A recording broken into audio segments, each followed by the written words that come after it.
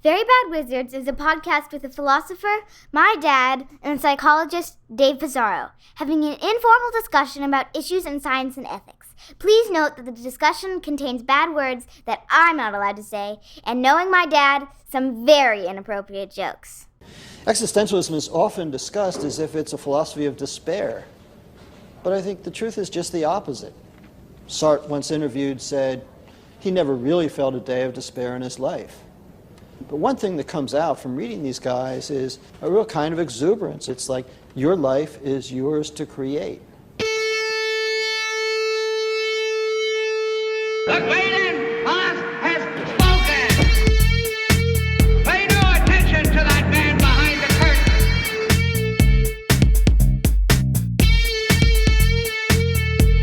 Who are you? Who are you? A very bad man. I'm a very good man. Good man. They think deep thoughts, and with no more brains than you have. Pay no attention to that man. Anybody can have a brain. You're a very bad man. I'm a very good man. Just a very bad wizard. Welcome to Very Bad Wizards. I'm Tamler Summers from the University of Houston. Dave, Helen Pluckrose has started an organization called Counterweight, a support group for people who feel like they're being coerced by their employers to espouse woke beliefs. Have you joined yet? No. I thought it was going to be something about like. We can't put that in. I don't know. I thought that's. Oh my God! I have to already edit out. Like, the first I mean, I'm saying for the pressure for being too woke, I would join. You know, if it started up. Like, I feel the pressure. I feel like, now we have this reputation as being these woke Marxists now, but like wokeness annoys me. Yeah, I don't think being Marxist has anything to do with being woke. Right? No, woke is like a ruling class ideology. Wokeness is. It's all the same. CRT, Jewishness, Marxist, woke. Marxist. Frankfurt School something. Right, Frankfurt School something. Nobody knows exactly. Like Marcuse. Yeah, it's just all one big category of people who want to take down Confederate statues. I mean, we joke, but I could see us devoting like a 10-episode series to Adorno, to Theodore Adorno. And his work. So no, but this is like I saw this Atlantic article. It's not so Helen Pluckrose, for those who don't know, is one of the hoaxsters for not the initial hoax that we had James Lindsay on for, but for the one that was more that they didn't just like pay to get into. Like they didn't just pay money for them to publish. This was the one that actually got accepted somewhere. This was the one where they blanketed. They tried to like 15 places and got like 7 of them in. Only some of them were paid to publish, I guess. Yeah. And so then they got criticized for that, and people are getting criticized for anti-orthodox views, and so it's again coddling for me, but not for you. Exactly. No, exactly. It's just so obvious to anybody else. It's like they do mental gymnastics to resist the claim that it's coddling for them, because no, in this case it actually matters. Like in this case it's actually a problem, which goes to show you it was never about coddling. It was about what people were wanting to like change or talk about or whatever. It's not it's just about the content of like exactly. It's just about like people disagree with me. Well, that's just life, Like I think like we've dealt with that. Like we never, especially early on, we didn't agree with each other, but we didn't join support groups, or at least I didn't. I did, but yeah. I'm more of a pain in the ass to deal with. Yeah, so there's a support group about you specifically. Have just you and like my wife and daughter, like and like my brother, and like My stepmother would drop in every so often. Have you heard? I'm very, very sad to have learned for the first time of this rapper named Tom McDonald. Have you heard of this guy? Mm-mm. He's this like white, like Canadian rapper with like tattoos on his face, who is like the James Lindsay of rap. His rap songs are about like whining about like how unfairly treated because he's a white man. They're just terrible. They're terrible songs. Like, but it's all just whining about how hard it is to be a white man nowadays. Yeah. It's terrible. Like, it's just so cringe. Just look up Tom McDonald and just get ready for cringe. It's so bad. Yeah. All right. There's so many examples of, and like, you know what? Like, you have to be a little fucked up to act that way and feel that way. Like, and you see where this is taken James Lindsay, right? Like, at this point, can you still be mad at him? Or like, like these people, like, I think like it drives people crazy sometimes. I don't think it's like, it's fun. I mean, some people are grifters. Some people are just doing it for the money, like Jesse's single. But friend of the show. But some people, like, I think really just like it drives them out of their mind, And at that point, they're still free. They are still, they're free. In what way do you mean, Tamler? Could it be in the way that Jean Paul Sartre meant? That was not one of my, like, most seamless transitions, I don't think. Like, I wouldn't put that on my Mount Rushmore of segues. But, yes, we are talking about Jean Paul Sartre's famous kind of introduction to his version of existentialism. Existential is a humanism. That's what we're talking about in the second segment. All right, well, before we talk about the existentialists, we're talking, we have an opening segment on how much discretionary time we have and its relationship to our happiness. So, and can I ask why you said discretionary instead of free time? It's because that's what's in the article. I have the article. I think discretionary is, since it's a bigger word, it sounds more sciencey. Yeah, I think that's right. I mean, in the Vice article that I've read, it just says too much free time. Well, that's for the plebes. Yeah, that's for us dumbasses, us hillbillies. Right. So there's two. So there's the Vice article called "Too Much Free Time Isn't Actually Bad for You," and there they discuss, among other things, a recent paper by Marissa Sharif, Casey Mogelner, sorry if I mispronounced that, and Hal Hirschfield, who Hal is a friend of mine. Hal, I call him Hal Hirschfield. Anti-Semitically. Yeah, exactly. with disdain in my voice. Called "Having Too Little or Too Much Time is Linked to Lower Subjective Well-Being."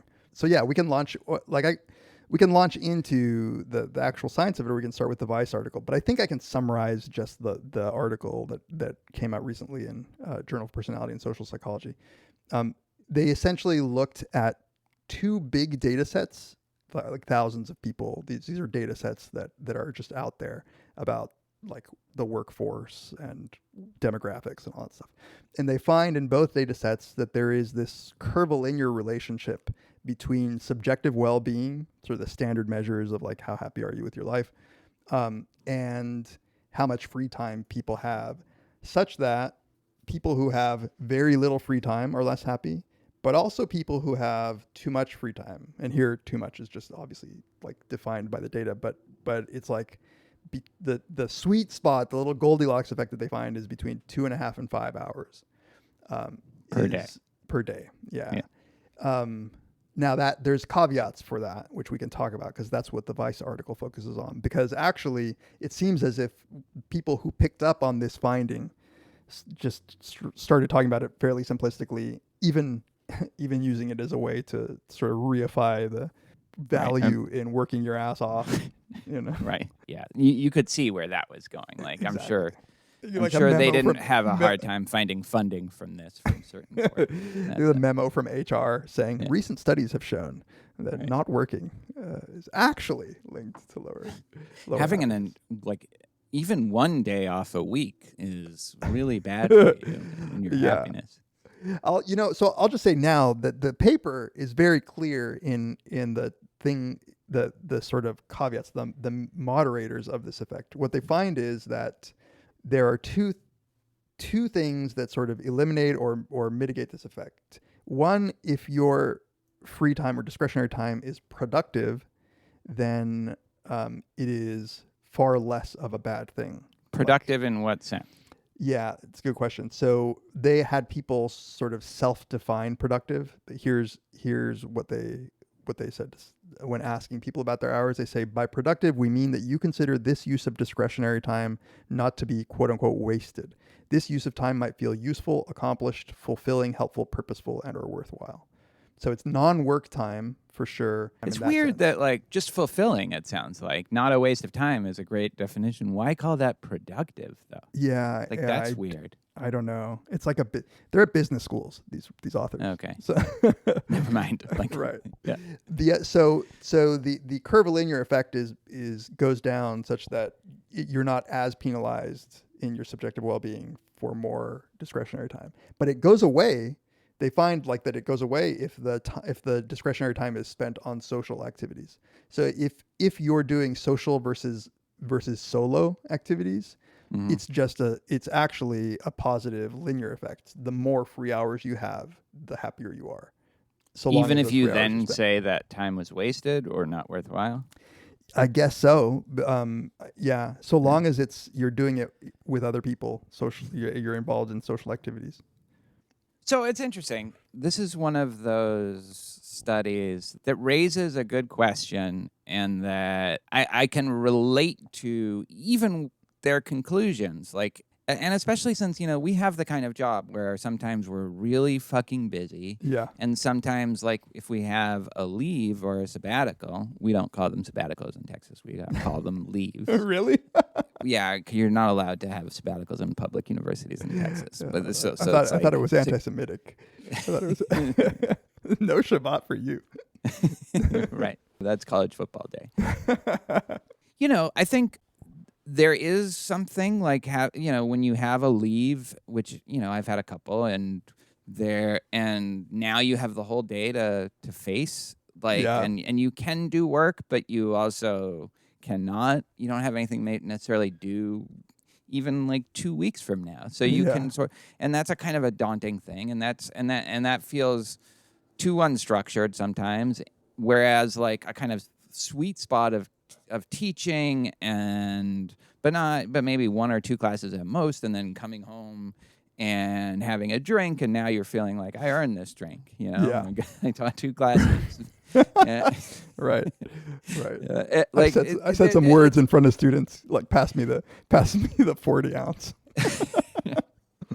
Right. I get that, and it strikes me as plausible. At the same time, I also have this, and I don't know if you agree with this, I have this feeling or conviction that like this is not a question that you can ask in isolation like this, and I think this is part of what the Vice article is pointing out. But you can't just ask, because the reasons why you might have free time are so different. And also, like, if you live a life where you have 7 free hours a day and that that's your life, you will figure out a way to deal with that. You will figure out a way to like use that free time in a way that's more fulfilling to you.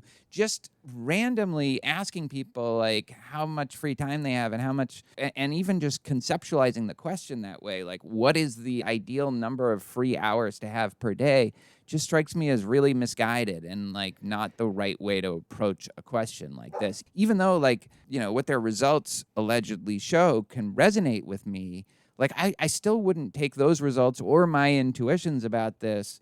Like it's too much a part of just the larger structure of your life to usefully think of in those terms. So I also think that too, and they're not totally consistent.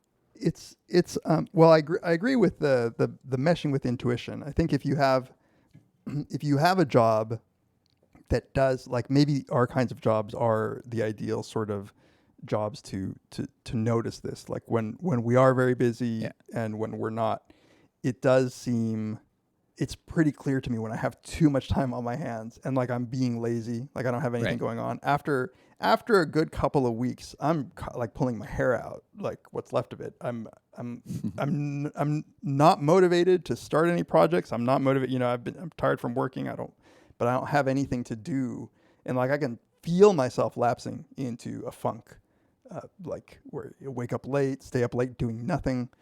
Right.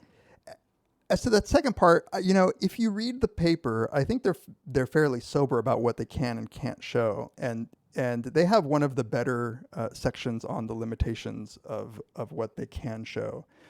They do try to work with these big representative samples. The first one is only working people, and they say, well, that, you know, we also want to see in non-working people. So they got a hold of another big data set with non-working people, and they take all of whatever, you know, demographics and what kind of work and their income, and they try their best to statistically control for it.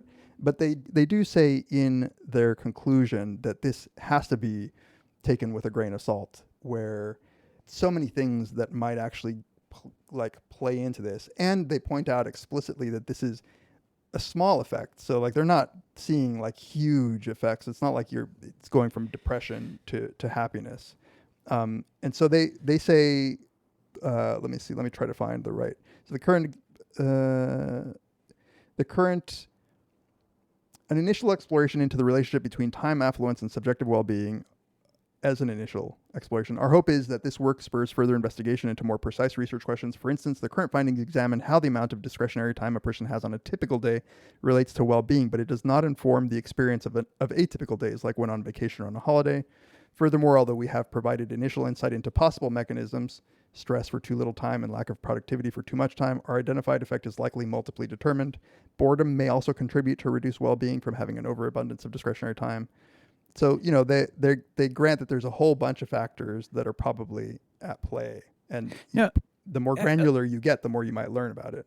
So I guess that's the part, that last thing you said is the part that I think I am resisting. Like, I actually, from just reading the Vice article and from skimming, at best, the actual study, think that if you're starting with that question, they did about as good a job as you can to investigate the question. It's like, this isn't one of those studies where it's like some of the ones we've done recently where it's just like so ridiculous and their limitations are a joke and they don't like it's no, everything about this seems like well done and they're very honest about their limitations. I just think like, but wait a minute, should we be even approaching the question this way? Because if you were going to use this information in some way to affect your life, I don't think you could just say, well, it's okay that I'm only have 2 free hours a day because that's in the sweet spot according to this thing. Like, what information is that giving individuals about like how to live their life or, you know, how to make their life better or worse? And it's that where I'm wondering whether this, like, it can do anything. Right. Like, well, I don't think I'm expressing this well, but like, I guess the idea is, you know, let's say I'm not within that sweet spot one way or another. Would that give me any reason to try to get to the sweet spot? Well, I mean, so I guess the finding that there is a sweet spot combined with the finding that sweet spot goes away if you engage in social activities, I think gives me sort of like some sort of guide. When I have free time, I often don't go out of my way to engage in social activities. And so it might be a guide to say, well, you know, if I'm to believe this, maybe like filling my days with social activities might be helpful. But that's right. If you sometimes are feeling like you have too much free time on your hands, and then be like, oh, well, I should go out more. What are you doing? No, I take that point for sure. Like, that's actually one part of the study that I think is, I don't know if that would, my worry affects that part. I just think we need to think about it more holistically when it comes to something like free time, because just the fact that we're that we feel bad about ourselves if we don't do something productive is just a part of like how we're wired to just always feel like something has to be accomplished for that to be good. Yeah, I also think that like if it's like a super American kind of question to ask, where like in some countries and some cultures they would ask like, what's the how much work makes you happy? Like, not how much free time makes you happy, because obviously, because like you're just like in other countries that are more collectivist, you're spending time with family all the time, and so like having to work is like the trade-off that you have to make for going back to family, which and then relates to the study, right? It's like because their free time is spent interconnected, and socially engaged, like it's not going to be too much. Yeah, there's like a subtle critique here that I can't put my finger on quite well, which is like I have the way in which the study was conducted is as good, from what I can tell, as any study. It's that it's the values that are shining through in the way that things are framed and asked that's sort of undiscussed. Like the assumption that this is. That's what I was trying to get at. Yeah, I think that's what I was trying to get at. Yeah. Yeah, and it's not an empirical critique, like as you're saying. It's more of like a revealing of something that it's billed as objective, but it's actually value laden. Right. In how they kind of divide things up. Yeah.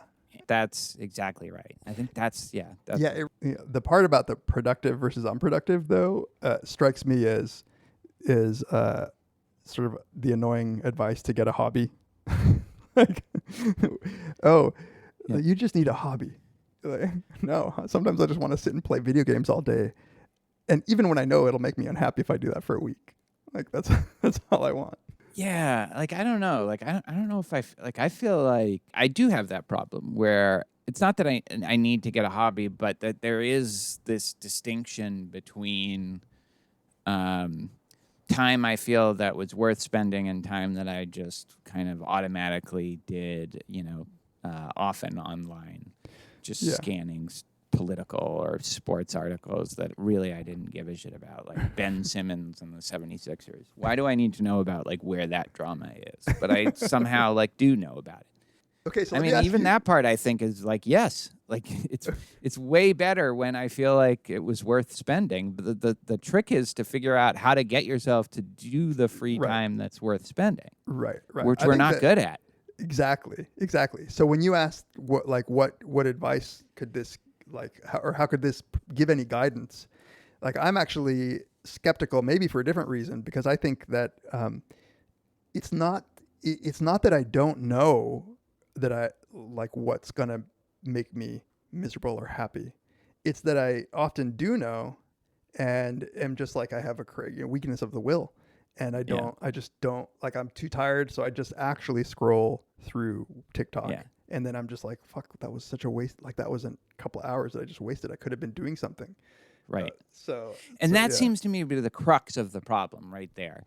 And so any talk of whether you have too much of that or too little of that is a distraction from the real issue, which is how do you make yourself feel good about the free time that you have? Yeah.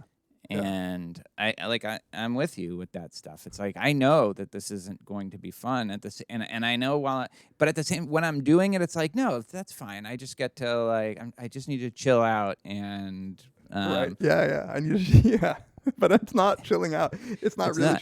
Do you ever have like a free afternoon and you like take some Adderall and you end up just reading Reddit and you're just like fuck. Exactly. You just wasted all that Adderall. And like all you ended up doing was going down some rabbit hole that you couldn't eat. Like I couldn't even tell you what it was like the next day. Yeah, it's completely like it used to be that I would at least pick up a book, like a book of. As a kid, I loved reading books of like random facts or just even like encyclopedias, and I would just like like accrue knowledge that way at least. Now it's like, as you say, I don't even know what I got out of this. Like, I can't, like, I would have to go to my search history to even, like, remember what it was that I did. This is why I love movies, partly. Because I feel like if I watch a movie, like, I'm happy. Like, that was time well spent, you know? And obviously reading is like that, and I've tried to keep up that habit with some success, but not full success. But it's always like, if you've been reading, you're not, like, disappointed with yourself. Yeah. But and you're right that there's room for just, look, I really actually do just want to just scroll through every like headline about the Patriots or whatever. But and if it doesn't go that well, who gives a shit? That's kind of what I want to do. Yeah, I do resist sometimes the feeling that I need that all of my time needs to be somehow like positive in utility. Like sometimes I'm like, I'm just shaking my fist at the overlords that think that I need to worry about my well-being or something like that. And especially when you think of it in like teleological terms, like you have to improve yourself somehow, or like never mind being productive for the workplace or something like that. But like the people who meditate so that they can be like they can close deals faster. Or something. like 1980s Zen businessmen. Right. Exactly. Like that's like I'm not even like obviously that's kind of fucked up in its own way, but I'm just saying even the people who think like their free time has to be used for personal growth in some way. I react against. Yeah, me too. Yeah. No, it's funny because there are clearly things that are of no real value that I deeply enjoy spending my free time. So if I watch like some documentary about hip hop, like time well spent, like it will matter nothing to nobody. Like it will never have a positive influence. Like, and I used to feel that way about making beats. I found an excuse to to have some utility out of beats, but like there's something about creative endeavors that I will never even share that I'm okay with quote unquote wasting my time. I just hate the thought that everything has to be for something. But like I think that's what the good thing about their definition of it. In retrospect, do you feel that was time well spent? However you define it. Right. Yeah. And like you would never say for whatever the documentary, you wouldn't say like I think like I wish I hadn't done that. I wish I'd done something else. Like, that's what you wanted to do. Whereas there are other times where it's like, yes, I definitely wish I had done something else. What the fuck was wrong with me? Do you ever watch TikTok? Do you have TikTok? No, I have not. I think like out of personal, just some kind of way of preventing myself from disintegration. It is to me the quintessential sort of like you feel like you're doing something when you're doing it, and then when you're done, you realize you've done nothing. Even jerking off has more positive utility than it's than productive. Like a cough. Something came out. Exactly. Something was produced. TikTok is like the evilest of algorithms, just feeding you stuff that just has zero.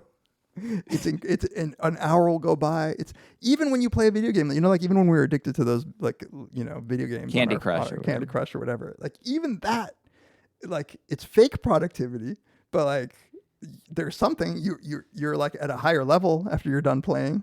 Do you remember that really cruel thing that Paul did to us? Get us hooked on that skiing. Oh, that was me. I think I got both of you hooked on it, and in fact, I've been hooked on it again. There's a new version of it that came out recently, which has Oh God. You know what? I actually I don't know what. Like I don't know. Maybe it's the meditating. I don't know. Like I'm no longer like those things used to destroy me. They used to just take me out. Like it was like tearing an ACL or something like that. Where if that happened to me, I would be just out for a while. This happened with games that I can't even relate to. Like I fucking played like hours and hours of Minion Rush. Like what the like that's just like a kid's game. What is wrong with me? Like I can't relate to that person right now. If you gave it to me, I might play it for like 10 minutes and be like, yeah, whatever, and then put it like so. I don't know. I feel like maybe the positive spin on this is that you would otherwise just be gambling a lot on college football games. But it's funny with those kinds of things, like gambling is a great example. Like I can be moderate and it's not a problem. But those things I couldn't be moderate about. That's funny. Yeah. Yeah. Yeah. And then all of a sudden I could. And just wasn't attracted to it at all. It's like an alcoholic just suddenly being like, you know what, I don't need to drink. You had your moment of clarity. I mean, I'll have a couple of glasses of wine, but I don't need, like, it's not going to, like, send me over the edge. Yeah. Yeah.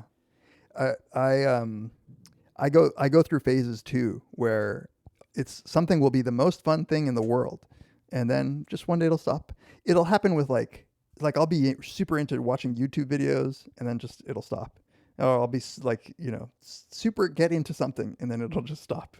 I feel like I have no control over it, which means I really need to work on my existential freedom. Existential, yeah, right. I hope this doesn't happen with one of us on the podcast. We're like, you know what? It's happened. The problem is now that we have sponsors, we can't. Right. We have to do it. Daddy needs some new shoes. All right. And we'll be right back to talk about Sartre. Sartre. This episode of Very Bad Wizards is brought to you once again by BetterHelp Online Therapy. Check out betterhelp.com/VBW. You may not be feeling down and out and depressed or like you're at a total loss, but if your stress is high, your temper is shorter than usual, or even if you're starting to feel strain in any of your relationships, you could probably use the chance to unload. So unload the stress and get it out. Talk to someone who's completely unbiased about your life, someone who isn't going to judge you or take sides on anything. When there are things you can't tell anyone or feel like you can't unload to family and friends, you need to unload it, and that's what therapy can be. BetterHelp is customized online therapy that offers video, phone, and even live chat sessions with your therapist, so you don't have to see anyone on camera if you don't want to. It's much more affordable than in-person therapy, and you can start communicating with your therapist in under 48 hours. Unload the stressors and get some unbiased feedback. You'd be pretty surprised at what you might gain from it. Just see if it's for you. This podcast is sponsored by BetterHelp, and Very Bad Wizards listeners like you get 10% off their first month at betterhelp.com/VBW. That's betterhelp.com/VBW. Our thanks once again to BetterHelp for sponsoring this episode of Very Bad Wizards. The time has come for life to begin. The time has come. Time has come.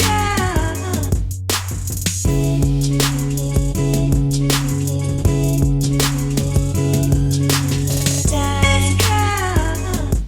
Time has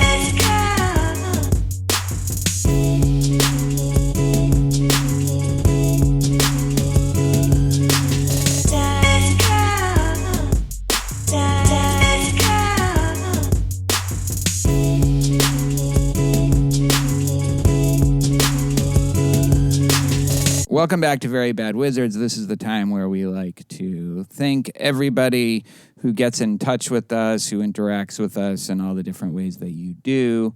You can always email us. We read all of our emails, verybadwizards@gmail.com. You can tweet at us at P's, at Tamler, at Very Bad Wizards. You can follow us on Instagram. Follow us on Facebook for now. Oh, yeah. We'll That's see. I guess actually not for now. Like, you can't follow us. You can't have anything to do with Facebook right now. Yeah, right. It's given that it's contributing to the downfall of Western civilization. No, but it's also just been down all day. It's been down all day? Did you not know that? No, I knew that they were testifying. No, they're and Instagram actually. So you can't even follow. Oh yeah, that's right. Passively on Instagram. Yeah. Ooh. Yeah. Instagram's back up. Oh, it is? Good. Yeah, this is the quality content our listeners are here for. Yeah. You can. Topical too, because given how when this episode comes out, so you can join the thriving Reddit community. We've had a lot of action on there with our last 2 episodes, Marks and the Slate Star Codex app. And you can rate us on Apple Podcasts, give us a 5-star review to, make up for the 1-star reviews for people who think we're too hard on anti-woke people or something. Yeah, bring our average up to 2.5, please.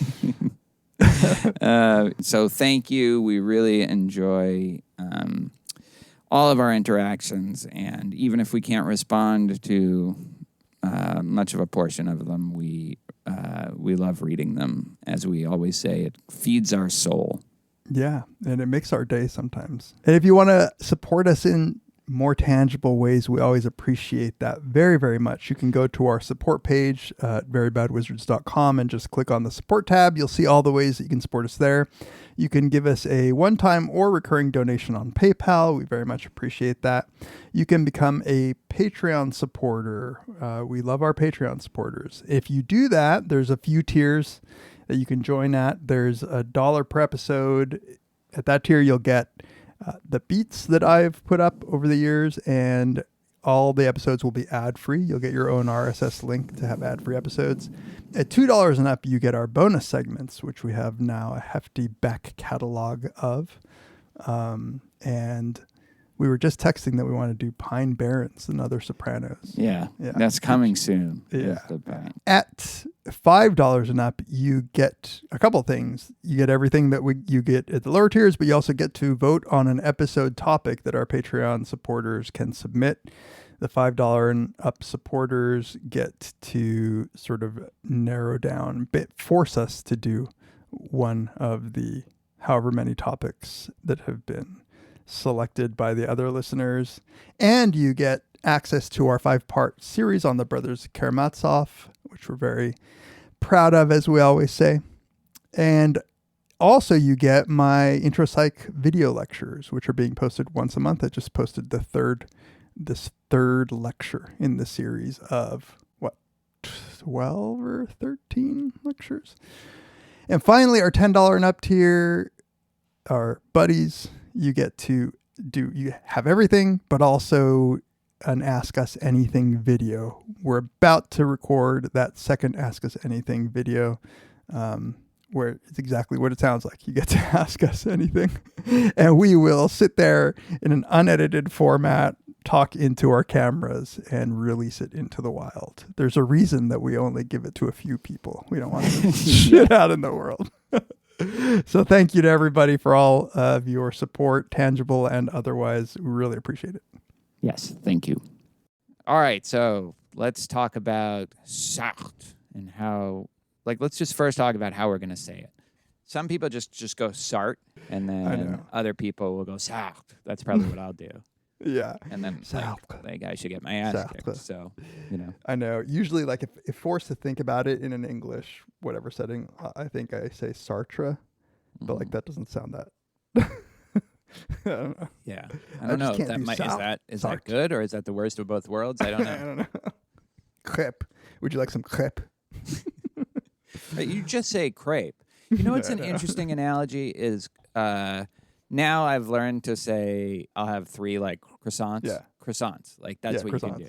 Yeah. And that's not how they pronounce it. No. But it's it's what we've all decided we're doing we're honoring that it's not an English word, but we're also not going croissant. Yeah. Yeah. Yeah. There's a hilarious old SNL skit with Benjamin, what's his name? The guy that was on LA Law, not Benjamin. Jimmy Smith. Jimmy Smith, yeah. How did I know him? Yeah. Based on Benjamin. I guess it's because the only person I can really name from LA Law. Yeah.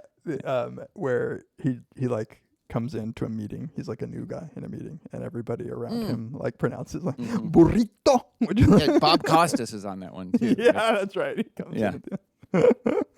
Yeah, and we're playing the Denver Broncos. San Francisco. Now people just do that, but it's not a joke. You know? I know. But that always sounds terrorists in Managua. Yeah. I was talking to my mother, who was a French teacher for most of her career, and she said, "Well, you have to say it Sartre, Sartre." And so I was like, "Okay, Mom, I will, but I'm not gonna. I'm just gonna say Sartre." But I don't think you do the like part of that as much. Like I don't think the French do. They'll go like Sartre. Sartre. And there is a little bit of that, but I don't think. Sartre. Yeah. Yeah. Do we have any French listeners? Mike, is that... I'm sure that we do. They're Haitian, though. They're Haitian. Right. We're big in Haiti. And like they're being deported right now by your Democrats. But so what's your history with existentialism more broadly? And obviously, people wanted us to talk about existentialism. Like all students want like philosophers to teach classes on existentialism, and we just don't do it out of what? I don't know. Like it's not like that's not interesting stuff. It is. It's just no. I think you put your finger on it a little bit, which is it's so many different things. Like a lot of existentialism comes through books, like novels, and it's not as if it's a label. It's not like something that's been clearly defined. And this is what Sartre says like throughout the whole thing. Like it means a lot to a lot of people. So it's not obvious what we would talk about. And in some cases we have talked about it through whatever. If you want to say Dostoevsky represents it. Right. Even setting that aside, like I think it's as well defined as some philosophical views. I think there's also its association with like, I don't know, being like a 20-year-old dude that it's angsty. It's too angsty. I think and this is something that Sartre talks about in this, that it has this association with a certain kind of performative despair at the void, at the absurd, like a little like the kind of you can't handle the truth kind of attitude that I think turns people off. But it's just a weird thing that philosophers don't like, analytic philosophy in the Western tradition that I'm a part of, that we don't talk about it because he's talking about all the same stuff that we do talk about. This is philosophy. Like this is as philosophy as anything, and I'm just surprised that we don't kind of incorporate it into our, into our just general way of introducing philosophy to students. Especially given that that's all they want us to do, really, is talk about existentialism. Right. Yeah, no, it's like it got a bad rap from the analytic philosophers, and henceforth never to be seen in an Anglo intro philosophy. That's the power we have. Yeah. If you rub us the wrong way, we canceled them. We canceled. Yeah. I'm sure they had their own support group. Right. I don't know. Like I was a huge I've read everything Camus has written, but I haven't read much Sartre other than like the fictional stuff. Like I read Nausea and I read No Exit, obviously, because I took French in high school.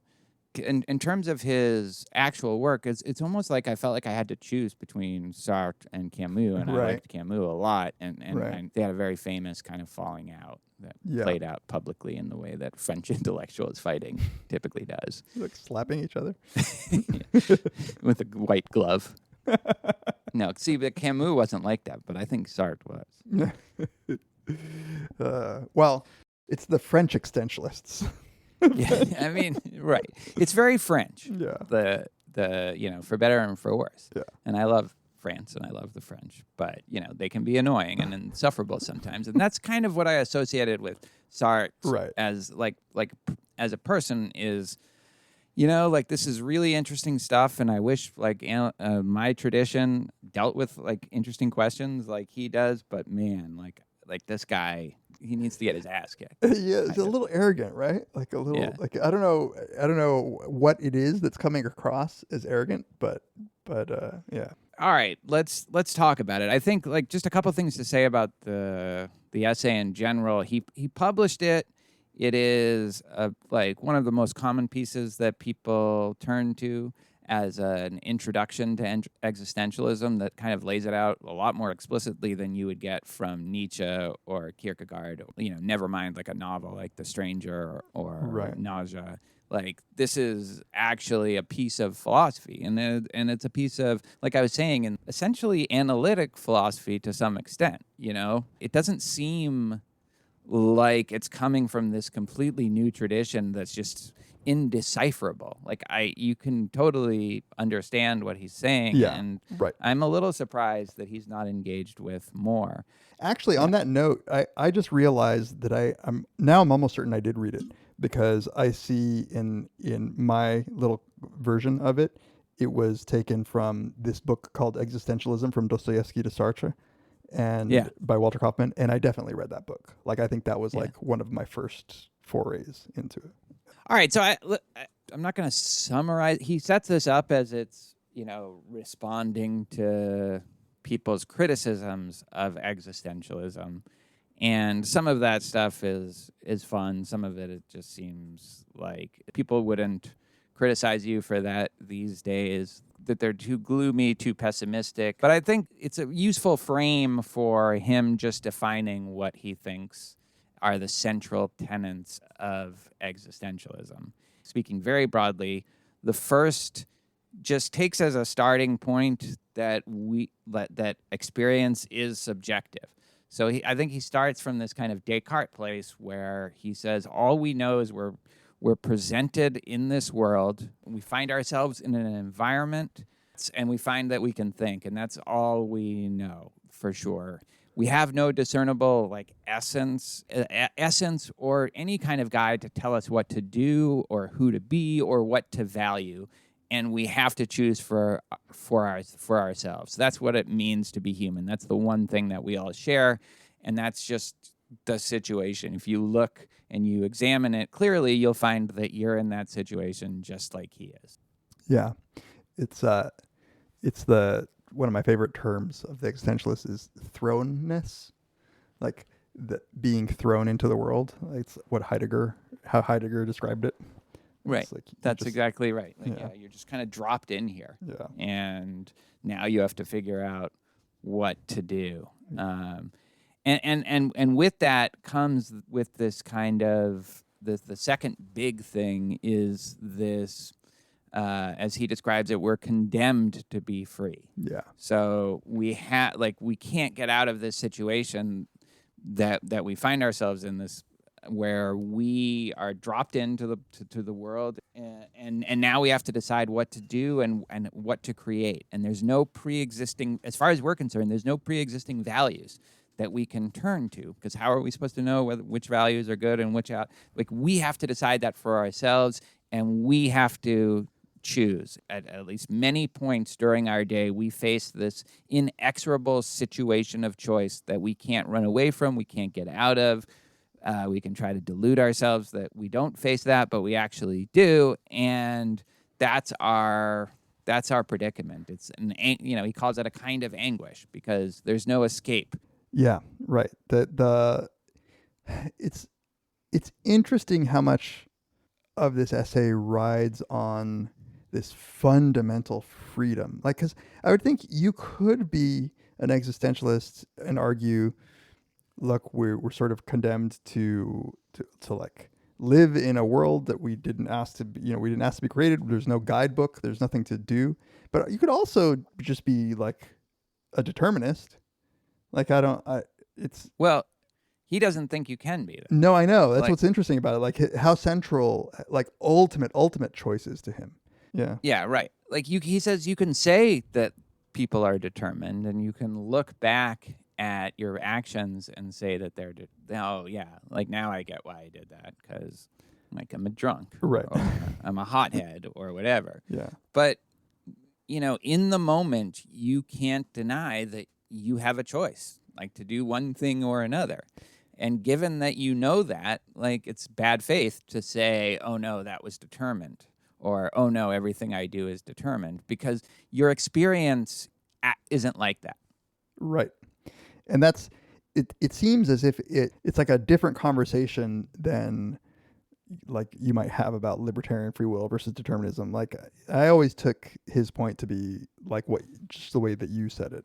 Like it's bad faith to like fall on the excuse that, well, this is just my genes or whatever. Because our subjective experience fundamentally is one of like actually making choices. And he's saying like, if you don't embrace that, then you're essentially not acting in good faith. You're just not. You're being dishonest. Yeah, you're right? being dishonest. You're not accurately reporting the experience that you have. Yeah, right. So that's the second big tenet here is, and he also defends a version of atheistic existentialism, although he doesn't think you have to do that. But if you combine atheism, the kind of subjectivism that he says we all experience, and the kind of freedom that he says we undeniably have based on our experience, then the essay is just, well, what follows from those three central tenets? Right. And is it something to be upset about? Is it something to despair over? Or is it optimistic? Is it pessimistic? Is it moral? Is it immoral? Like, those are the things. But as the central starting core tenet, that's what it is. Right. And the phrase existence comes before essence, I think captures a lot of what he's trying to say. And I get, I think what attracted me, what attracted me initially to existentialism was this realization that like there are a lot of crutches like that we have that say, oh, humans are this and they're supposed to be that, and you're just like, this is the guide to the right life. And when you start realizing that like they can't all be right, at least this was my journey. Like being raised in religion gives you such comfort that you know exactly what you're supposed to do and how things are going to turn out. And once that gets pulled out from under you, you realize that like, oh, there is no universal guidebook for what it means to be human. The fact that freedom is so daunting was something that I think I really related to. Like this was like a really terrifying thought. Like, what if humans don't have some deep purpose that was created for them? Right. Which I think he thinks, he says we don't have it, but he recognizes that some people say we do have, there is some God that is. But I think his sort of meta point is, but you have no way of knowing, right, even if you even have if there is a God. that you're right about that. Right. So you're still in that position of free choice. And now just one of the choices you're making is, do I believe this thing for which I certainly don't have conclusive evidence that there is some God and that this God is good and this God has handed down like true values. Right. Like, so you're really just still in that situation, even if you're a religious person. And that's why this is where he appeals to Kierkegaard's discussion of Abraham, which I think encapsulates that so well, which is, of course, religion as presented to me was always just like, no, you have a certainty that God exists and what he tells you to do is right. And the story of Abraham, as Kierkegaard describes it, is this, because the choice that he is told to make by God is so daunting, Abraham must realize that ultimately the choice as to whether or not to kill his son is his. It falls on him.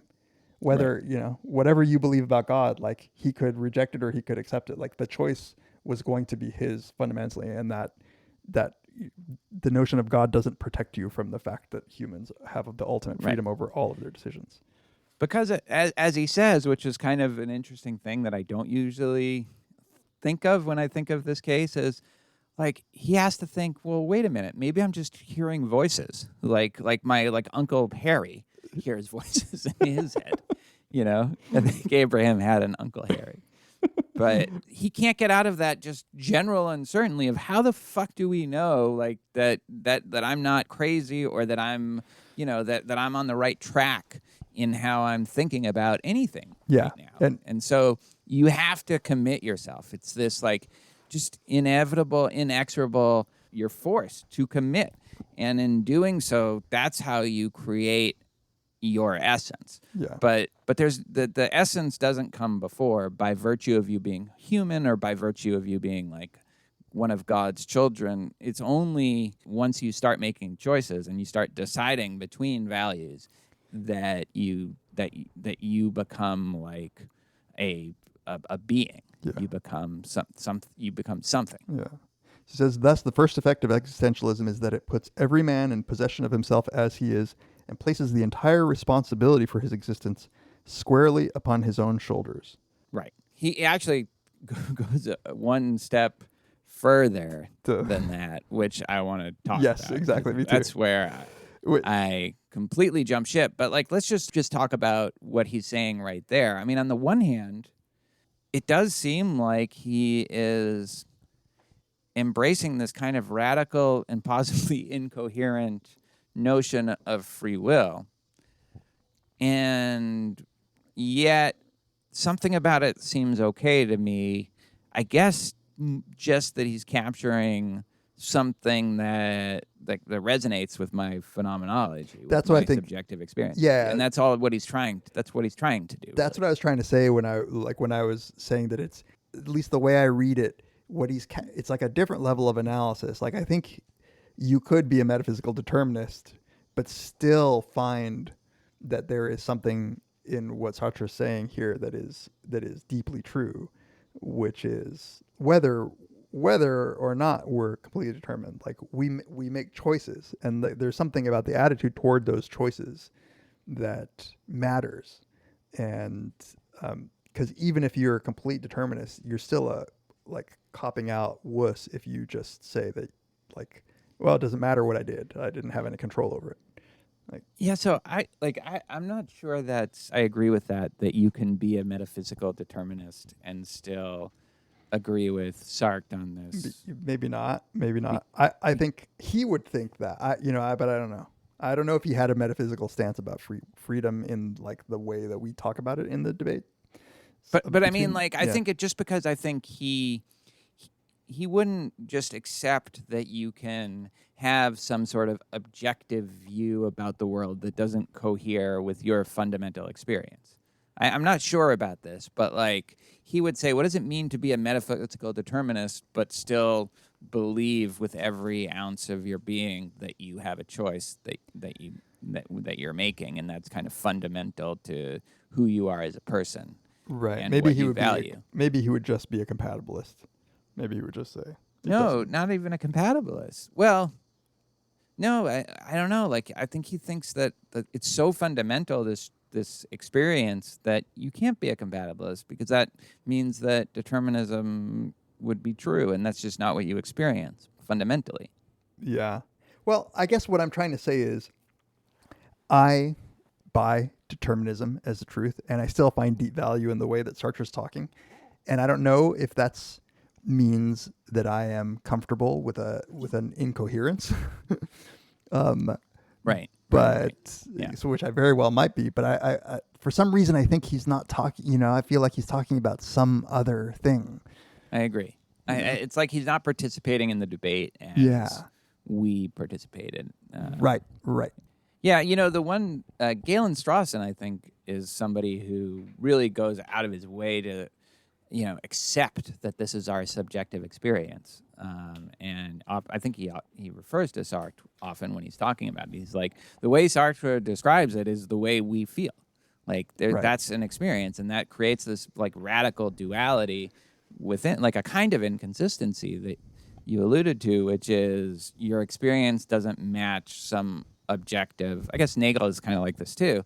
So your objective understanding of how the world works, those two things are in fundamental tension with each other. Right. This episode of Very Bad Wizards is sponsored by chess.com.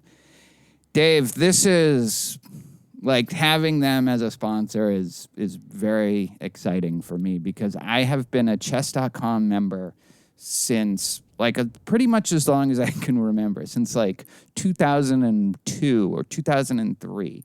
I remember taking a shit at the University of Minnesota Morris, my first job. So maybe like 2007 or something like that. Definitely before 2008. And I would do their puzzles on, when I took a shit. Like I've been doing this forever, and I love chess.com.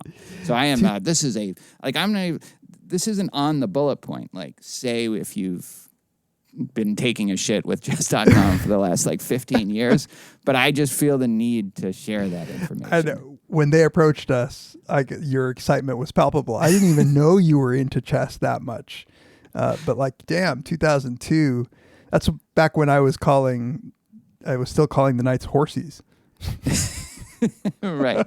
Do you play chess? I know how to play, and I played here and there when I was growing up, but it's too intimidating for me. I don't want to lose. It's the one thing that I'm competitive at, and if I lose, I feel like the person was smarter than me, and I don't ever want to feel that way. Yeah, no, it is like that. It's like your ego is at stake. And chess.com is free, at a certain level. It's easy to play, and it's simple to learn, they say. I'm not sure about that. And it's not distracting. Well, it is a great form of, it's like the one thing you can procrastinate with and feel good about yourself from doing it. Not like Candy Crush. Exactly, right. Improving your chess game is easy. They have, I use this all the time. This is so exciting. I have this computer analyze my mistakes and recommend lessons to strengthen my skills. And I now have a diamond membership, which gives me unlimited access to all the chess.com features, unlimited puzzles, unlimited lessons, unlimited game analysis, like the best kind of game analysis where they just go through every move and tell you what the move was and what the better what would have been a better move, why that was a blunder or a mistake or just an inaccuracy. Wow. Yeah, it's very cool. I had no idea. I'm so on board with this. I don't know if you can tell. Yeah, your gesticulations, if only our viewers could see. Anybody can be on it because it's free. And if you just do that, the certain membership, and so you can just play your friends, you can play my brother all the time, and I beat him probably 70% of the time. And then the puzzles, I love these puzzles. I'm very good at them. I'm embarrassed to say that I've done 50,000 puzzles or something like that. Just an insane amount of puzzles, and I'm embarrassed, but I actually don't mind, because it's amazing. You can play it on your phone and already find out which one of your friends are on it. So yes, I love it. Ready to improve your chess game? Head over to chess.com/verybad. So no wizards, just chess.com/verybad today to start playing. That's chess.com/verybad to start playing your friends and learning chess today. Thank you to chess.com for giving me unlimited entertainment and fulfillment over these past 15 years and for supporting Very Bad Wizards. There is a conflict to me when I read Robert Solomon's take on emotions, where he really sort of embraced this view that everything is a fundamental choice, and therefore all of your emotional responses, Right. and not even in some sort of Aristotelian virtue ethics kind of way, but every emotion is literally a judgment that you're making of your own free will, of your own free choice. And that always struck me as well, that doesn't seem quite right. Well, that doesn't capture the experience, exactly. what Sartre is talking about captures. Exactly. The experience. Yeah, so I think the fact that he is capturing something real, at least some of the time, a lot of the time we do stuff and, we're on autopilot. Right. But there are times when we're making we're faced with a present decision that it really does feel like it is entirely up to you what to do. Okay. The next thing he says is something that just seems so implausible to me that I kind of can't believe that it's in this. It's in the same article as all these other things where I might agree with, I might disagree with, but I still see there's some force to it. So I'll read you the passage. I think you already know what I'm going to say. Yeah. When we say that man chooses himself, we do mean that every one of us must choose himself. But by that, we also mean that in choosing for himself, he chooses for all men. Yeah. For in effect, of all the actions a man may take in order to create himself as he wills to be, there is not one which is not creative at the same time of the image of man such as he believes he ought to be. To choose between this and that is to, at the same time, affirm the value of that which is chosen, for we are unable to ever choose the worst. What we choose is always the better, and nothing can be better for us unless it is better for all. If, moreover, existence precedes essence, and we will to exist, and at the same time fashion our image, that image is valid for all and for the entire epoch in which we find ourselves. Our responsibility is thus much greater than we had supposed, for it concerns mankind as a whole. Like, what? What? It's like he tripped and fell ass first into the categorical imperative. Right. I know. I was completely thrown off by this as well. And I was like, well, part of the radicalness of what he's been saying, of like having ultimate freedom and like values not existing, before you make choices, then all of a sudden he gets into this weird like act as if that will become law. Right. Which he rejects. Like he doesn't accept the Kantian imperative as for the reasons that Kant in fact he takes digs at that here. But so is what he's saying that merely like what it means to choose an action means that it is expressing a value and by expressing a value it just must mean that you think this value is one that we all ought to have? Like, yeah, I mean, the best spin on it that I can imagine, although he doesn't make distinctions between like moral choices and personal choices, right. But there's no way that he thinks that if I have Baskin-Robbins chocolate chip ice cream, that means I'm saying everybody should have chocolate chip ice cream. I think he thinks what distinguishes these kinds of choices that are personal taste from a kind of moral value as opposed to some idiosyncratic value is that you think that everybody in your situation should do that thing if you do it. And I just don't see, like, even the example that he uses, right? So he says, if I desire to marry and to have children, even though this decision proceeds simply from my situation, from my passion or my desire, I am thereby committing not only myself, but humanity as a whole to the practice of monogamy. I am thus responsible for myself and for all men, and I am creating a certain image of man as I would have him to be. In fashioning myself, I fashion man. Yeah. Like, it's bizarre because this stuff about creating yourself just seems to follow from the premises that he is laying out. Yeah. You know, you have to create yourself through your choices and through your values. But what does that have to do with mankind? And why would you have to commit yourself to that? I don't understand it. It read to me like a sort of PR for existentialism, where he didn't want people to think that they were amoral. You know, he talks about, he's like, oh, and when we speak of anguish, we mean that. Like what an existentialist means by anguish is that we have the anguish of choosing for all of humankind. And it's like you said, it doesn't follow at all. And he doesn't do the work to make it follow. He just sort of says it and then knocks people who don't think this. So, he says, the existentialist frankly states that man is in anguish. His meaning is as follows. When a man commits himself to anything, fully realizing that he's not only choosing what he will be, but is thereby at the same time a legislator deciding for the whole of mankind, humankind, Sartre. In such a moment, a man cannot escape from the sense of complete and profound responsibility. There are many, indeed, who show no such anxiety, but we affirm that they are merely disguising their anguish or are in flight from it. Certainly, many people think that in what they are doing, they commit no one but themselves to anything. And if you ask them, what would happen if everyone did so? They shrug their shoulders and reply, everyone does not do so. But in truth, one ought always ask oneself what would happen if everyone did as one is doing. Nor can one escape from that disturbing thought except by a kind of self-deception. The man who lies in self-excuse by saying everyone will not do it must be ill at ease in his conscience, for the act of lying implies the universal value which it denies.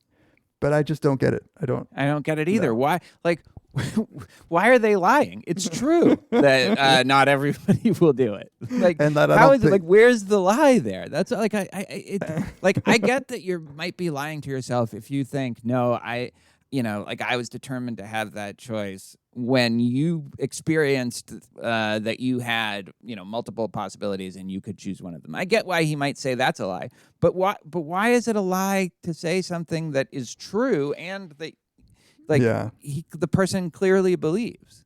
This is why I actually like analytic philosophy, because they would be pushed to actually to defend a claim like this, like be forced to explain why this follows at all. It feels like he's hand waving here, and the hand waving that I feel that he's doing is again one that seems like PR friendly for existentialism, which is, no, we're not. Like, we also firmly believe that one ought act as if the world's values depends on what you yourself do. Yeah. I think you're right. Like, he's worried about people dismissing it or criticizing it for being just too, like, anything goes subjectivist. Yeah. But it's such a violent, like, extreme response to that worry. So even take his very famous case, which we should talk about, which is the student who comes to Sartre and has to make this big decision, this life-defining, or I guess life-creating decision. I love this section, by the way. I do too. So the setup is this. It's a student comes to Sartre, says, I don't know what to do. His elder brother has been killed in the German offensive of 1940. This young man, who has a primitive but generous sentiment, burned to avenge. I like the way Sartre. This is why people don't like him.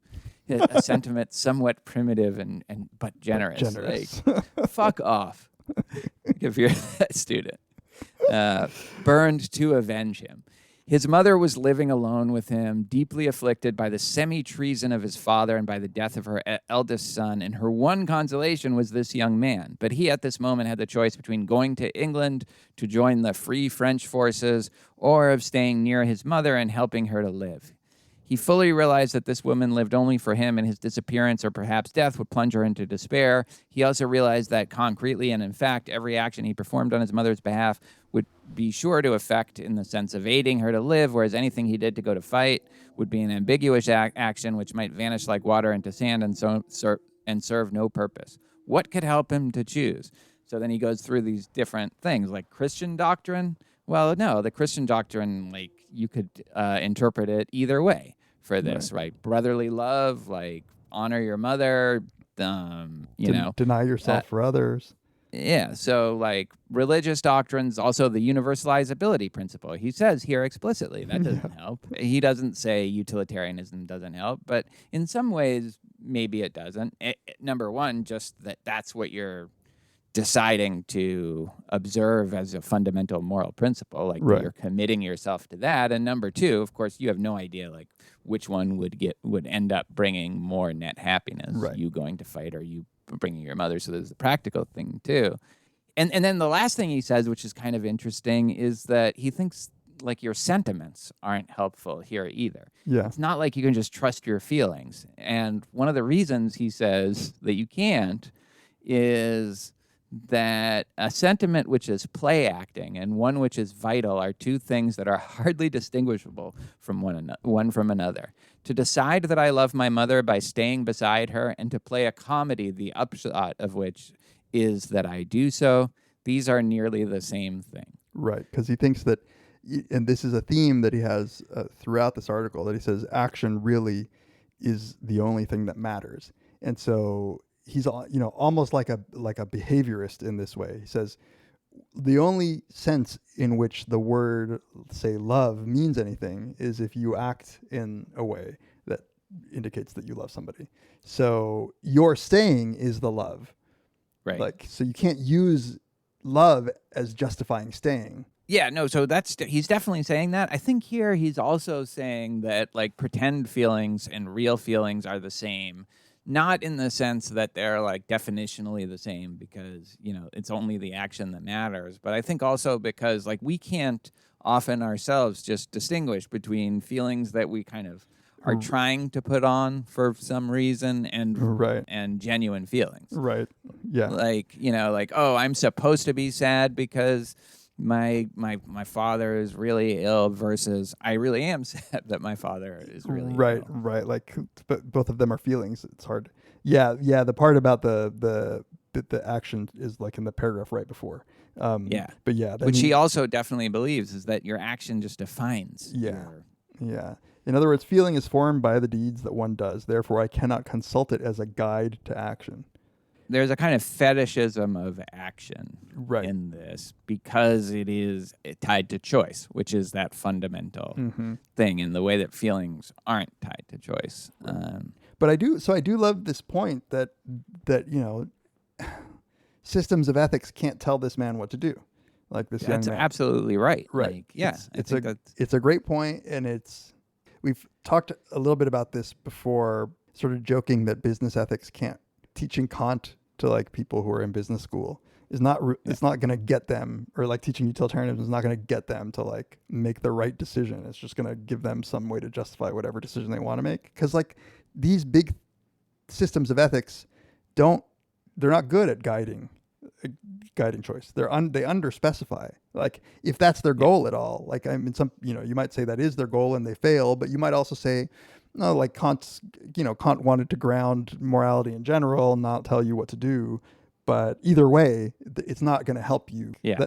That young man has to make the choice based on all of the specific features of his life and his values, and nobody can do it for him. Like there's no book that will give him the answer. Right. There's two different issues, I think. There's one that any moral system will probably underspecify and won't be able to tell you what to do in this case, unless it's like rule number 1, like never leave your mother or something like that, Rule number 2, always go to fight for your country. Right.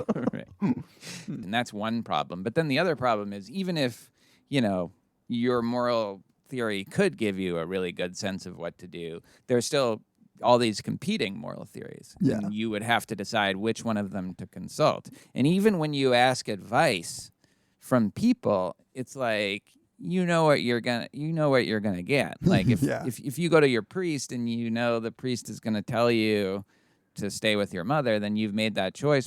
Yeah. And he says, similarly, in coming to me, he knew what advice I should give him, and I had but one reply to make. You are free, therefore choose. That is to say, invent. No rule of general morality can show you what you ought to do.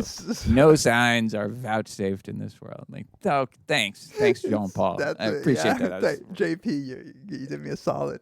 Go fuck yourself. Just give me an answer. How did you are free? Imagine being a student that really came to him for this, and this is what he said. If the student then just broke a chair over his head. You couldn't really, my first act of freedom would be to break a chair over Sartre's head. So I think we both agree this is a great example to kind of highlight these choices that we have, where it really does feel like we're responsible because we're committing ourselves to one thing or another that's kind of that's going to define ourselves in some way. Yeah. Do you abandon your mother to go fight for your country, or do you stay with your mother while other people are dying to try to fight the Nazis, and you're not? That will define you, and there's no way out of you having to make that choice. I think that's right. That's really interesting. What it doesn't do, though, is show me that young man, when he decides for himself, is deciding for all humanity. This seems like precisely the kind of case where that's not true. No, and it's so weird to read this example in the paragraph immediately following that other thing, where you're just like, wait, haven't you just undermined your or are you trying to say? No, I meant that the universal value here is to be free, and that's what I mean by decide, because there's no way out of it without weaseling a little bit. I mean, I think you could say that there's a way to make it kind of trivial, which is to say that all I mean by universalizable is if you are this exact person at this exact time, like that's what you think. But then you're not really choosing for all humanity in any real sense. That's the only thing that makes even remote sense, or even like you are this kind of person, like a French person of this particular temperament with a mother this dependent on you, and every version of you in a nearby universe, right? Something like that. Yeah. No, I choose to ignore his universalizability point in this, because I think that he doesn't need it. He didn't need to say it. Like, if what he wants to do is somehow ground decision making in a way that's not utterly selfish. I think the attack on existentialism, that it's super self-indulgent and valueless, is, again, I'm repeating myself, but what probably made him try to say, like, no, like that's not what it is. And I believe him that it's not what it is. I just don't think he found the right way to define the values. It seems like the exact right place to defend some sort of particularism or, pluralism without negating values. Like it's like there was he had the chance right there to make, like, if he had just even written an article starting with this point about this young man, and then gone on to say how existentialism shows you that there's no universal answer to this problem, and I really, I like his point about it, that the cowardice would be in somehow copping out of a decision, or thinking that you're not making the decision. That you have to embrace the fact that you're free to make these decisions. Yeah, right. He says there are some people who use this resource to sustain them in their misery. That is to think, circumstances have been against me. I was worthy to be something much better than I have been. I admit I've never had a great love or a great friendship, but that is because I've never met a man or a woman who are worthy of it. If I have not written any good books, it's because I had not the leisure to do so, and blah, blah, blah. And he's like, no, like, you either do it or you don't. Yeah. Like, there's that potential that you're talking about is just it's another kind of reflection of bad faith on your part. Exactly. He's like, don't. I think this is something he pulled back a little bit on in the later years. And I know Simone de Beauvoir. Yeah, who I almost, I wanted to suggest one of her writings, but like I was about to suggest the first chapter of her book, or The Second Sex. I don't remember now, but it was about existential. It was an existential. Maybe we'll save it for the future. The way he describes it makes it sound like the choices are boundless within, like, natural, like physical law. Obviously you can't decide to fly, but. And I think one influence she had on him was making that there are these constraints that are narrower than he is, making it out to be here. And that there might be something true to the fact that somebody might have been a great writer, but just never had the time to really write, but whenever he did, it was like, it showed this, like, a lot of talent, but unfortunately the person had to work 2 jobs and never really got a chance to see that come to fruition. That makes sense. Yeah, I think it's like when he says it the way that he says it, I know the kind of person he's talking about. Yeah. But it seems like it is too strong a claim. To say that's like, he's kind of saying it's incoherent almost. Yeah. It's like to say that your potentiality is just the sum of what you've done. It's like, that's what he said. Just do it. Just come on, just do it. What's wrong with you? Yeah, pull yourself up, like my ancestors did. Nobody ever no handouts. Do you think this black turtleneck and cigarette in my hand got there on their own? Maybe as a way of closing, there's another kind of interesting analogy that he makes that is, again, in complete opposition to this idea of universalizability. But if you just take that out, seems resonant with the other stuff, which is like aesthetic value versus moral value analogy that he gives. Yeah. And he says, like, first of all, we're not propounding an aesthetic morality, right? Like, we don't think of ourselves like maybe Nietzsche sometimes did as like these great statues to build, like with our choices. And he said, so I'm not saying that. Although it's a little unclear, I think, what exactly the difference is. But he says, that being understood, does anyone reproach an artist when he paints a picture for not following rules established a priori? Does one ever ask what is the picture that he ought to paint? As everyone knows, there's no predefined picture for him to make. The artist applies himself to the composition of a picture, and the picture that ought to be made is precisely that which he will have made. As everyone knows, there are no aesthetic values a priori, but there are values which will appear in due course in the coherence of the picture, in the relation between the will to create and the finished work. What has this to do with morality? We are all in the same creative situation. We never speak of a work of art as irresponsible. When we are discussing a canvas by Picasso, we understand very well that the composition became what it is at the time when he was painting it, and that his works of art are part and parcel of his entire life. And nobody says, oh, well, that means the paintings don't really have value because there was no a priori rules that determine it has value. It has whatever value it is that you put into it and that people recognize. Yeah, I was struggling to understand how this analogy was supposed to work, because he's clearly made a strong statement, about universalizability, and here with his aesthetic analogy, like it sounds like what he's saying is, well, look, no one can tell you what you ought to paint, but once you've painted it, he doesn't say this explicitly, but he talks about there are values which will appear in due course in the coherence of the picture, in the relationship between the will to create and the finished work. Like, is he saying that a work of art, once produced, can be evaluated in, like, contextually? We can say, this Picasso, this was good or this was bad, without having to say a priori what Picasso should have painted? Yeah, and that real values can be identified. Like, I think like the idea in context is there, like, I guess, like in... Yes. Yeah.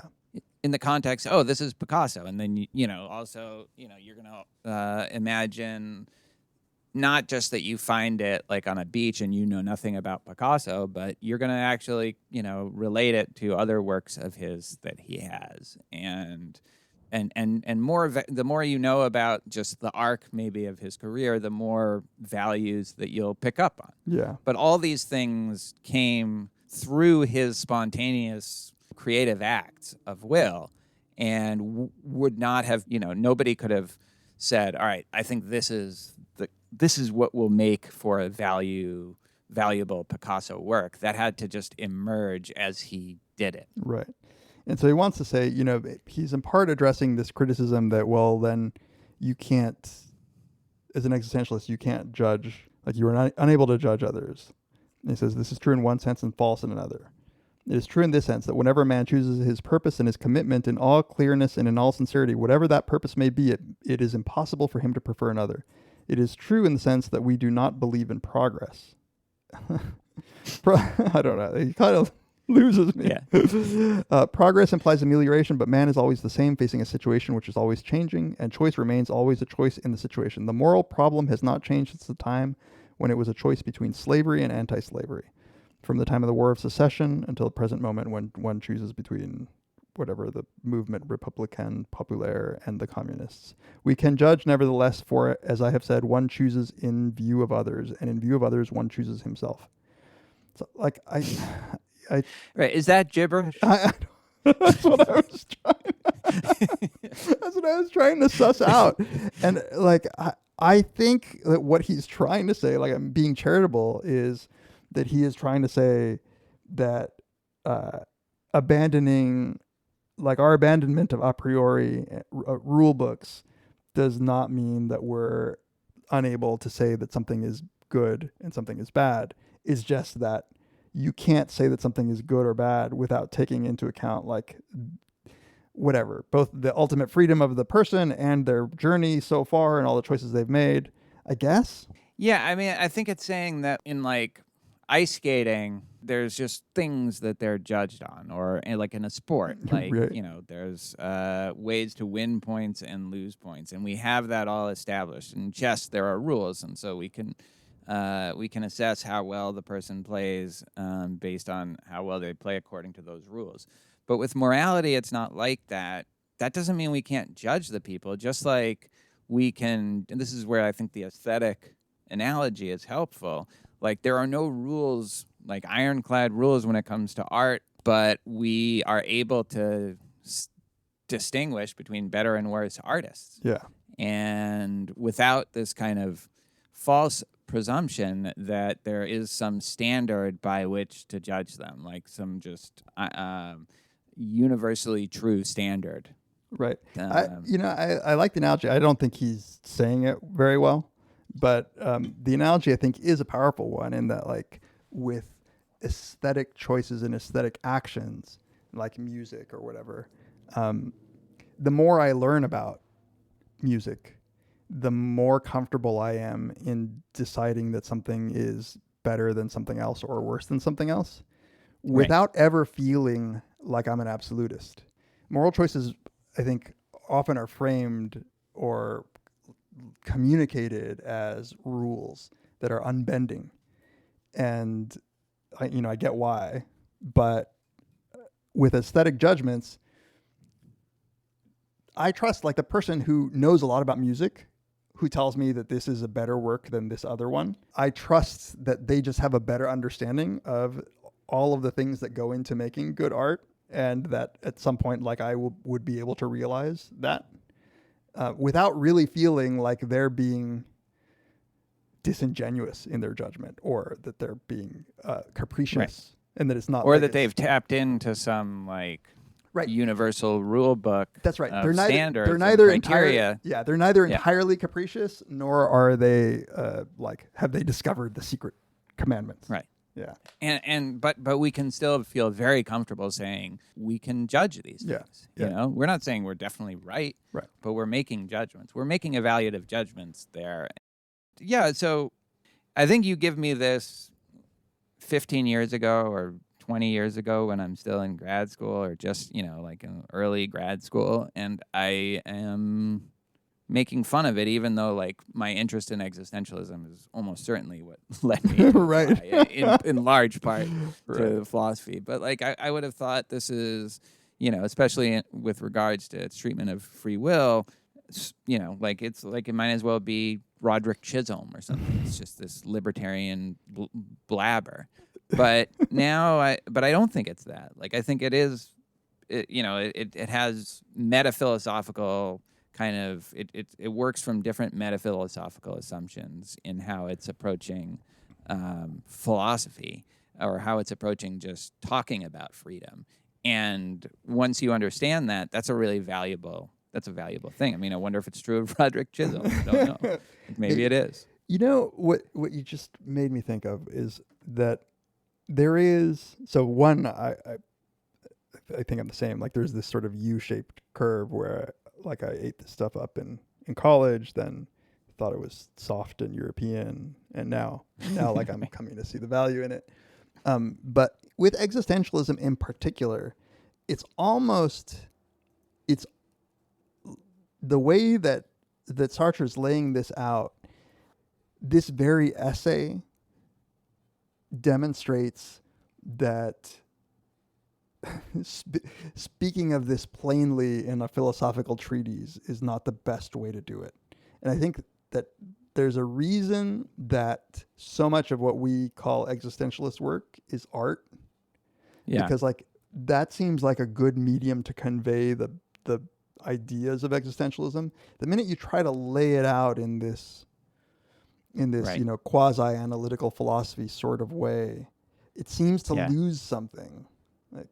Right. It becomes too schematic. Yeah, I mean, it becomes theorized in a way that, I mean, of course, we're coming at this from our own traditions, but maybe not the best way to try to portray something which is so fundamentally tied to the subjective. Yeah. Like, given that it's so fundamentally tied to the subjective, trying to talk about it in this kind of theoretical way just betrays that at some level. And that's when you start going, just throwing in universalizability. Yeah. It just stumbled into the paper when it was supposed to be in a different paper or something like that.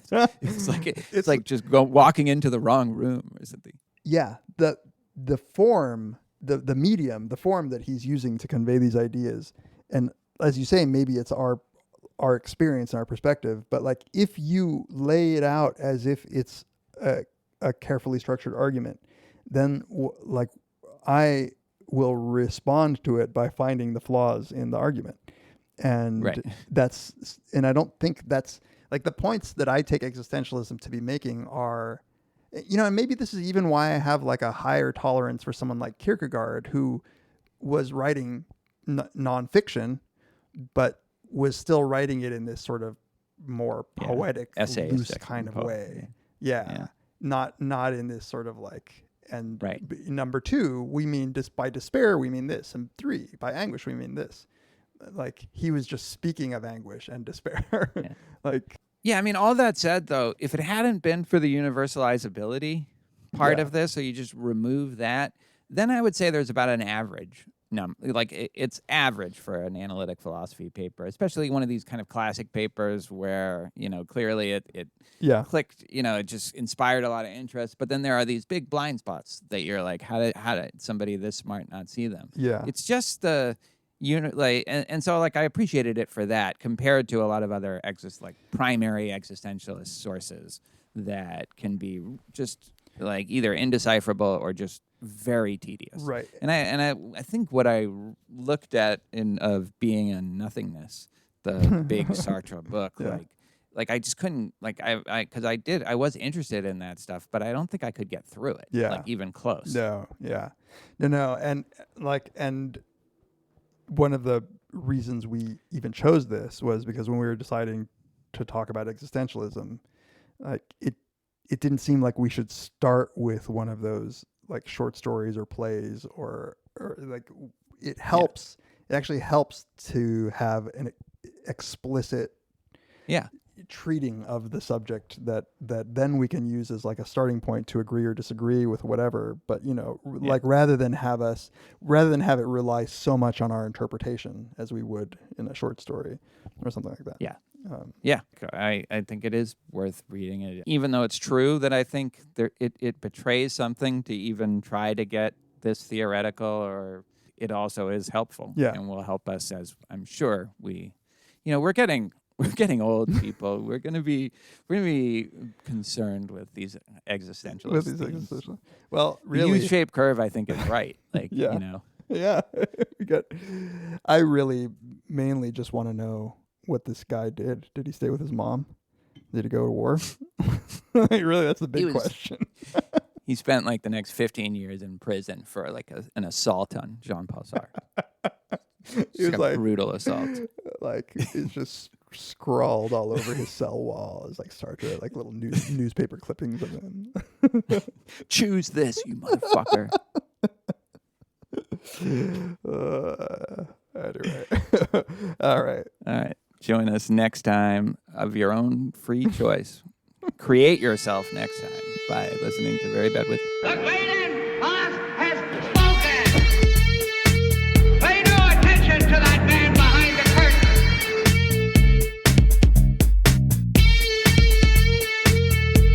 Who are you? Who are you? A very bad man. I'm a very good man.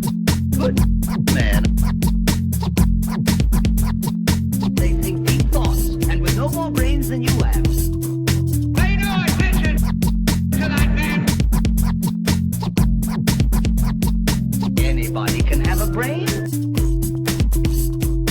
You're a very bad man. I'm a very good man. Just a very bad wizard.